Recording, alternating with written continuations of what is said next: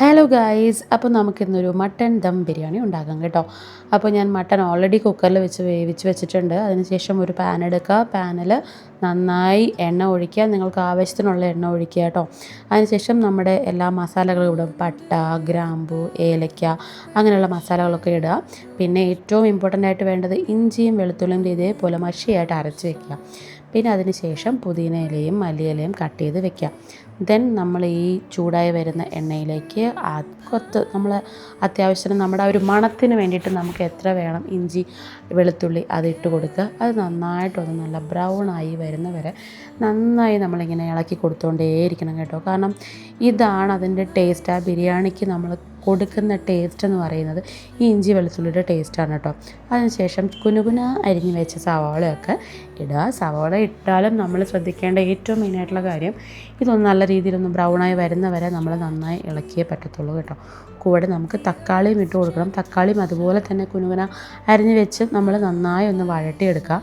പിന്നെ വഴട്ടിയെടുക്കുമ്പോൾ നിങ്ങൾ ശ്രദ്ധിക്കേണ്ടത് നന്നായിട്ട് വഴണ്ട് വരാൻ ശ്രമിക്കുക കേട്ടോ. അങ്ങനെ തന്നെ ചെയ്യാൻ ശ്രമിക്കുക. അതിനുശേഷം നമ്മൾ കുറച്ച് മല്ലിയിലയും പുതിന ഇലയും ഇട്ട് കൊടുത്തിട്ട് ആ വഴണ്ട് വന്നതാണ് നിങ്ങളീ കാണുന്നത്. ഇതൊക്കെ കുറേ നേരം ഇതിൻ്റെ കൂടെ അടുപ്പിൻ്റെ അടുത്ത് തന്നെ നിന്ന് വഴട്ടിയെടുത്തതാണ്. അതിനുശേഷം നല്ല പുളിയില്ലാത്ത കുറച്ച് തൈര് നന്നായി ഇട്ട് കൊടുക്കുക. അത് നന്നായി ഒന്ന് ഇളക്കുക. ഇതൊക്കെ കഴിയുമ്പോഴുണ്ടല്ലോ നമുക്ക് വല്ലാത്തൊരു മണം വരും. നമുക്കിവിടെ നിൽക്കാൻ പറ്റത്തില്ല. ഇത് എവിടെ നിന്നാണ് ഈ മണം വരുന്നത് എന്നുള്ള രീതിയിൽ നമ്മളെല്ലായിടത്തും പോയി നോക്കും കേട്ടോ. ശരിക്കും ഇതൊരു വല്ലാത്തൊരു മണമാണ്. പിന്നെ ഒരു കാര്യം എന്ന് പറഞ്ഞാൽ ഈ മട്ടൺ ദം ബിരിയാണി നമ്മൾ കഴിച്ചുകൊണ്ടേയിരിക്കും. അടുത്തത് നമ്മൾ ആവശ്യത്തിനുള്ള മുളക് പൊടി ഇട്ട് കൊടുക്കുക. കശ്മീരി ചില്ലി മുളക് പൊടി ഇട്ട് കൊടുക്കുക. അതൊക്കെ നിങ്ങളുടെ ഇഷ്ടത്തിനനുസരിച്ച് ഇടാം കേട്ടോ.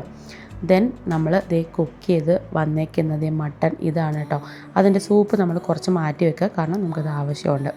ദെൻ അതിന് ശേഷം ഈ നന്നായി വഴണ്ട് വന്ന മസാല നന്നായിട്ട് ഒരു നല്ലൊരു കുഴമ്പിൻ്റെ കൺസിസ്റ്റൻസി വരെ, അതായത് ഈ ഒരു തക്കാളിയും പച്ചമുളകും ഒക്കെ നന്നായി നല്ല രീതിയിൽ ഉടഞ്ഞ് വരണം. കാരണം നമുക്കിതിന് ശേഷം എന്താണ് റൈസ് ഇടേണ്ടതാണ് കേട്ടോ. അപ്പം ഞാനിപ്പോൾ ഈ ഒഴിക്കുന്നതെന്ന് പറയുന്നത് നമ്മുടെ മട്ടൻ്റെ ആ സൂപ്പാണ്. ഞാൻ നേരത്തെ കാണിച്ചിരുന്ന സൂപ്പാണ്. അതൊരു ഗ്ലാസ് ഒഴിച്ച് നന്നായിട്ടൊന്ന് തിളയ്ക്കണം. നല്ല തിളച്ച് വരുമ്പോഴേക്കും നമ്മൾ ഉണ്ടാക്കി വെച്ചേക്കുന്ന റൈസ്, ബോയിൽ ചെയ്ത് വെച്ചേക്കുന്ന റൈസ് ഇടാനുള്ളതാണ്. അപ്പം നമ്മൾ ഇനി എന്താ ചെയ്യണമെന്ന് വെച്ചാൽ ഇതൊന്ന് തിളയ്ക്കാൻ നന്നായി വെക്കുക. അതിനോടൊപ്പം ഞാൻ വെള്ളം തിളപ്പിക്കാൻ വെച്ചിട്ടുണ്ടായിരുന്നു റൈസിന് വേണ്ടിയിട്ട്. കണ്ടോ, ഇതൊന്ന് തിളച്ച് വരാൻ നമ്മൾ വെയിറ്റ് ചെയ്യുക. എന്നിട്ട് നമ്മൾ ഈ ഒരു മട്ടൺ വേവിച്ചെടുത്ത മട്ടൺ ആ ഒരു എന്താ പറയുക, നമ്മൾ ഈ മിക്സ് ചെയ്ത ഇതിലേക്ക് ഇടുക കേട്ടോ. എന്നിട്ട് മട്ടനും നന്നായിട്ടൊന്ന് വീണ്ടും ഒന്ന് വേകാനുണ്ട് അതിൽ കേട്ടോ. അപ്പോൾ അതൊന്ന് വെന്ത് വരുമ്പോഴേക്കും നമ്മൾ എന്ത് ചെയ്യണം, നമ്മുടെ വെള്ളം തിളയ്ക്കുന്ന വെള്ളത്തിലേക്ക് നമ്മുടെ റൈസ് ഇട്ട് കൊടുക്കുക. കാരണം റൈസ് നമുക്ക് പകുതി വേവ് മതി, ഫുള്ള് വേവ് വേണ്ട കേട്ടോ. ഒരു പകുതി വേവ് വരുന്നവരെ നമ്മൾ നന്നായിട്ടൊന്ന് വേവിച്ചിട്ട് നമ്മൾ അതിനെടുത്തൊന്ന് വാർക്കാൻ വയ്ക്കുക. വാർത്ത് മാറ്റി വയ്ക്കുക കേട്ടോ. അത് കഴിഞ്ഞിട്ട് നമ്മുടെ ഏറ്റവും പ്രധാനപ്പെട്ട നമ്മുടെ നാരങ്ങ നീര് ഈ മിക്സിലേക്ക് നാരങ്ങ നീര് ആഡ് ചെയ്ത് കൊടുക്കണം. കാരണം നമ്മുടെ ബിരിയാണി നല്ല രീതിയിലൊന്ന് സോഫ്റ്റ് ആവാൻ വേണ്ടിയിട്ടാണ് നമ്മളെപ്പോഴും നാരങ്ങ നീരിട്ട് കൊടുക്കുന്നത്. അപ്പോഴേക്കും നമ്മുടെ റൈസ് വെന്ത് വന്നിട്ടുണ്ട്. റൈസ് അതിലേക്ക് ഇട്ട് കൊടുക്കുക കേട്ടോ. റൈസ് നമ്മളിപ്പോൾ ദം ബിരിയാണി ആയതുകൊണ്ട് തന്നെ റൈസ് നമുക്ക് മേലെ തന്നെ നിൽക്കണം. ഇങ്ങനെ ഇളക്കി കുത്തിമറിച്ച് കൊടുക്കരുത് കേട്ടോ. റൈസ് മേലെ തന്നെ നിൽക്കണം. ഈ ഒരു രീതിയിൽ നിൽക്കുക. ഇതൊന്ന് നന്നായിട്ട് വെന്ത് വരുന്ന സമയത്താണ് ഞാൻ ഓർത്തത് നമ്മുടെ ചിക്കൻ വറുക്കാറുണ്ടായിരുന്നു. ചിക്കൻ 65 വറുക്കാറുണ്ടായിരുന്നു. അതിൽ ഞാൻ ചെയ്യുന്നൊരു പാനിലേക്ക് നമ്മുടെ കോൺഫ്ലവർ എടുക്കുക. കോൺഫ്ലവറിലേക്ക് നിങ്ങൾക്ക് കാണാൻ പറ്റും നല്ല തരിതരിയോ വളരെ ഭയങ്കര സോഫ്റ്റ് പൗഡറായിട്ടുള്ളതാണ്. അതിൽ കുറച്ച് ഉപ്പ്, പിന്നെ മേത്തി പൗഡർ, മേത്തി നമ്മൾ നന്നായിട്ടൊന്ന് ക്രഷ് ചെയ്തിട്ട് കൊടുക്കുക. പിന്നെ മുളക് പൊടി, മല്ലിപ്പൊടി, മഞ്ഞൾപ്പൊടി, അങ്ങനെ ചിക്കൻ മസാലപ്പൊടി ഇതൊക്കെ ഇട്ട് കൊടുക്കുക. ഇതൊരു വല്ലാത്തൊരു പ്രത്യേക ടേസ്റ്റുള്ള കൂട്ടാണ് കേട്ടോ. അതുകൊണ്ട് ഇതാരും മറക്കരുത്. ഇതിൻ്റെ ഡീറ്റെയിൽസ് വേണമെന്നുണ്ടെങ്കിൽ എന്നോട് ചോദിക്കാം. അതിനുശേഷം നമുക്ക് തൈര് ഇട്ട് കൊടുക്കുക. ഞാനിപ്പോൾ പറയുമ്പോൾ തന്നെ എൻ്റെ വായിൽ നിന്ന് ഇങ്ങനെ വെള്ളം ഊറുന്നുണ്ട്. എന്നിട്ട് നമ്മൾ നേരത്തെ മിക്സ് ചെയ്ത് വെച്ചിരുന്ന അല്ലെങ്കിൽ അരച്ച് വെച്ചിരുന്ന ഇഞ്ചിയും വെളുത്തുള്ളിയും അതിൻ്റെ പേസ്റ്റും ഇട്ട് കൊടുക്കാം. എന്നിട്ട് നമ്മുടെ കൈ വെച്ചിട്ട് നന്നായിട്ട് മിക്സ് ചെയ്യണം. കൂടെ നാരങ്ങ നീര് പിഴിയാൻ മറക്കരുത്. നാരങ്ങ നീരും പിഴിഞ്ഞൊഴിച്ചിട്ട് നന്നായിട്ടൊന്ന് ആഡ് ചെയ്ത് കൊടുക്കുക. അതോടൊപ്പം ഏറ്റവും ഇമ്പോർട്ടൻ്റ് ആണ് മുട്ട. ഒരു മുട്ട നമുക്ക് പൊട്ടിച്ചൊഴിക്കുക കേട്ടോ. 1ഓ 2ഓ അത് നിങ്ങളുടെ ഇഷ്ടത്തിനനുസരിച്ച് ഒഴിക്കാം. കാരണം എനിക്ക് ഇച്ചിരി മുട്ട ഇടുമ്പോൾ ഒരു പ്രത്യേക ടേസ്റ്റ് കിട്ടും. അതുകൊണ്ടാണ് മുട്ട ഇടുന്നത് കേട്ടോ. അപ്പോൾ ഇതൊന്ന് നന്നായിട്ട് കൈ കൊണ്ട് തന്നെ നമ്മൾ മിക്സ് ചെയ്ത് കൊടുക്കുക.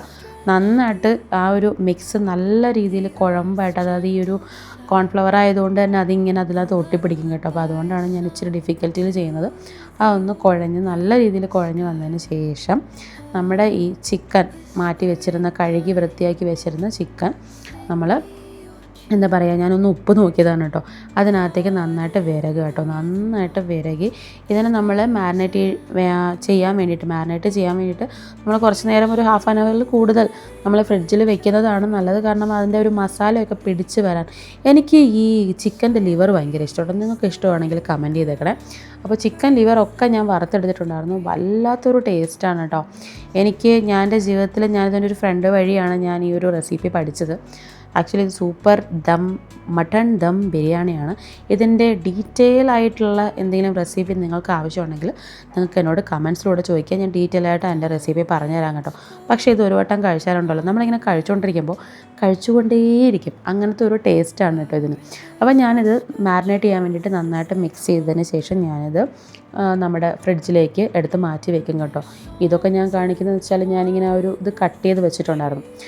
മാരിനേറ്റ് ചെയ്ത് കഴിഞ്ഞതിന് ശേഷം ഞാൻ നേരെ പാൻ എടുത്തു. പാനിൽ നിറയെ ഓയിൽ ഒഴിച്ചു. കാരണം ഇത് ഡീപ്പ് ഫ്രൈ ആണ് ഞാൻ ചെയ്യുന്നത്, അതുകൊണ്ടാണ്. ഒന്ന് ചൂടാക്കാൻ വെച്ചതിന് ശേഷം ഞാൻ അത്യാവശ്യം നല്ല രീതിയിൽ നമ്മുടെ ചിക്കൻ ഫ്രൈ ചെയ്തെടുക്കുകയാണ് കേട്ടോ. ചിക്കൻ ഫ്രൈ ചെയ്ത് ഇതൊരു ചിക്കൻ 65 ആണ് കേട്ടോ. ഇതിനകത്ത് വേറെ കളറൊന്നും ഞാൻ ചേർത്തിട്ടില്ല. ഇതാണ്, അത് ചിക്കൻ ലിവറാണ്. അതിനുശേഷം നമ്മുടെ ദം ബിരിയാണി ഇത് റെഡി ആയിരിക്കുകയാണ്. കണ്ടോ, എന്നെ പിടിച്ചോ എന്ന് പറഞ്ഞ് നിൽക്കുന്ന റൈസിനെ നിങ്ങൾ കണ്ടോ ഗൈസ്, എന്തൊരു ടേസ്റ്റാണെന്നറിയോ. ഇതിൻ്റെ മണം ദൈവമേ ഒരു രക്ഷയില്ല. ഞാൻ ആദ്യമായിട്ടാണ് ഇങ്ങനെ കഴിക്കുമ്പം, നമ്മൾ ഈ ഒരു ബിരിയാണി കഴിക്കുമ്പോൾ വീണ്ടും നമ്മളെടുത്ത് കഴിച്ചുകൊണ്ടിരിക്കും. നമ്മുടെ വയറ് നിറയുന്നതേ നമ്മൾ അറിയത്തില്ല. അത്ര ടേസ്റ്റാണ് കേട്ടോ.